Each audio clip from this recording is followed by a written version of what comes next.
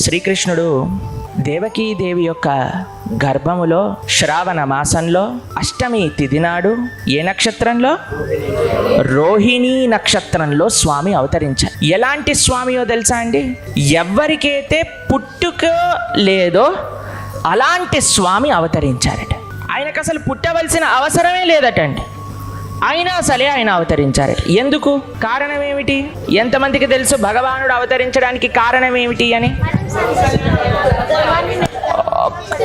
ఎవరైతే చెప్పాలనుకుంటున్నారో hand raise చేయండి.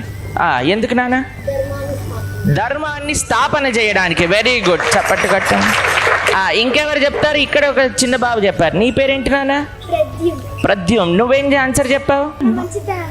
మనకి మంచి చెయ్యడానికి భగవానుడు అవతరించాడట. చాలా మంచి ఆన్సర్, ఒకసారి చప్పట్టు కొట్టండి. చెప్పు నాన్న వెనకాల. తన భక్తులని కాపాడుకోవడానికి. వెరీ గుడ్, చాలా మంచి సమాధానం. ఇంకా నాన్న వెనక. ప్రేమ అంటే ఏంటో నేర్పించడానికి. వెరీ గుడ్, చాలా సంతోషం.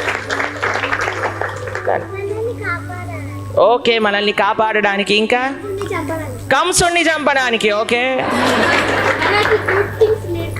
మనకి మంచి విషయాలు నేర్పించడానికి. ఎంత చక్కగా చెప్తున్నారండి మా పిల్లలందరూ కూడా. చాలా సంతోషం. మీరు చూడండి, భగవానుడు ఈ అన్ని కారణాల కోసము అవతరించారు. కానీ అన్నిటికంటే ముఖ్యమైన కారణం ఏంటో తెలుసా అండి? ఒకళ్ళు చెప్పారు, మనకి భగవంతుడి పట్ల ప్రేమను నేర్పించడానికి భగవానుడు అవతరించడానికి కారణమట.